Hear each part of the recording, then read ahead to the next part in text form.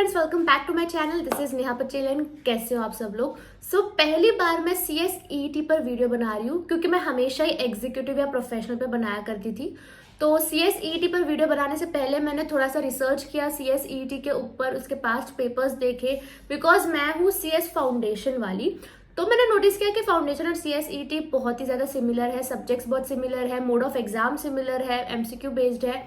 तो आज के वीडियो में मैं CSET पर स्ट्रैटेजीज और स्टडी रूटीन आपको बताती हूँ, बिकॉज मुझे फाउंडेशन में ऑल इंडिया रैंक आया था। तो मुझे चाहिए जो ये वीडियो देख रहे हैं उन्हें भी आ जाए अच्छे मार्क्स, क्योंकि बहुत ही ज़्यादा इजी है। अगर सही तरीके से अप्रोच किया इस एग्जाम को तो बहुत अच्छा स्कोर कर सकते हो आप। So without wasting any time, let's start the video. सबसे पहले तो मैं आपको ये चीज बताना चाहती हूँ कि CSET में solving is more important then reading. Yes, मेरे से काफी और लोग थे बच्चे जिसको मेरे से अच्छी रैंक आई थी, बल्कि उनको इतना नॉलेज भी नहीं था फाउंडेशन कोर्स का, उनको इतना कुछ आता भी नहीं था, तब भी उनको मेरे से अच्छी रैंक आ गई। मैंने बोला ये कैसे हो गया। फिर मुझे समझा कि उन्होंने सॉल्विंग पर बहुत फोकस किया था। भले उनके कॉन्सेप्ट्स क्लियर नहीं थे, बट वो लोग प्रैक्टिस बहुत कर रहे थे MCQ, इसलिए वो लोगों को इजीली पेपर सॉल्व हो गया। और मैंने इतना प्रैक्टिस पर फोकस नहीं किया था, मैंने रीडिंग पर ज्यादा फोकस किया था। क्या होता है ना, 12th के सीधे हम 12th के बाद हम ये एग्जाम देते हैं, तो हमारा माइंडसेट वैसा ही रहता है कि पढ़ो पढ़ो पढ़ो। बट CSET वैसे एग्जाम नहीं है, यहाँ पे आपको MCQ आने वाला है, तो आपको प्रैक्टिस करनी पड़ेगी। भले आपका वो कॉन्सेप्ट पढ़कर हुआ हो ना हो, भले आपने बुक खोल के पढ़ी हो ना पढ़ी हो, बट डेली आपको MCQ सॉल्व करना है। आपका ये टारगेट होना चाहिए कि आप प्रैक्टिसिंग पर ज्यादा फोकस करो। जहां से आपको MCQ मिल रहा है, गूगल से मिल रहा है, बुक से मिल रहा है, जहां से भी मिल रहा है, बस MCQ सॉल्व करते जाओ। जिस मोड में एग्जाम आने वाला है MCQ के मोड पर, उसी मोड में प्रैक्टिस करो। आप अल्टीमेटली कॉन्सेप्ट सीख जाओगे जब आप MCQ सॉल्व करते जाओगे। तो अगर अभी आप रीडिंग पे ज्यादा फोकस कर रहे हो तो दैट्स अ रॉन्ग अप्रोच। जो मैंने किया था तो मुझे वो नहीं चाहिए कि आप वो गलती करो। आप प्रैक्टिसिंग पर ज्यादा ध्यान दो, डेली बेसिस पर जितने हो सके उतने MCQ सॉल्व करो। Second and most important thing, आपको 100% अटेम्प्ट करके आना है अपने CSET के अटेम्प्ट में। क्यों? क्योंकि यहाँ पे नेगेटिव मार्किंग नहीं है। इस चीज का पूरा फायदा उठाओ।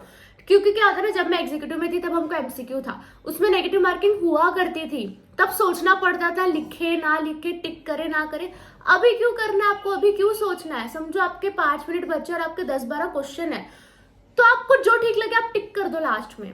बस कुछ छोड़ के मत आना, बिकॉज प्रोबेबिलिटी बहुत ज्यादा है कि जो आपने टिक की है वो सही हो सकता है। तो 100% पेपर अटेम्प्ट करने का टारगेट रखना है। नेक्स्ट, जो आपका करंट अफेयर्स है वो मुझे थोड़ा सा टफ लगा, तो उसके लिए मैं आपको सजेस्ट करूंगी कि आप एक मोबाइल में काफी ऐप आते हैं करंट अफेयर्स को लेके। ये मैंने मेरे LLB के एंट्रेंस के टाइम पे किया था, तभी भी हमको करंट अफेयर्स का सब्जेक्ट था। तो आप मोबाइल पे ऐप आता है करंट अफेयर्स करके, बहुत सारे ऐप है, वो डाउनलोड करो और डेली बेसिस पर उस ऐप से प्रैक्टिस करो। इससे काफी फायदा होगा। चाहिए तो आप न्यूज़पेपर भी डेली पढ़ सकते हो, क्योंकि करंट अफेयर्स में वही सारी चीजें आएगी जो करंटली न्यूज में चल रही है। तो app is the best thing, उसके लिए आप वो कर सकते हो। और लॉजिकल रीजनिंग, ये एक ऐसा टॉपिक है जिसमें ना आपको थोड़ा सा टाइम देना पड़ेगा, उसमें आपको सॉल्व करने में टाइम जाएगा। एंड ट्रस्ट मी, इसी के चलते आपका पेपर रह जा सकता है।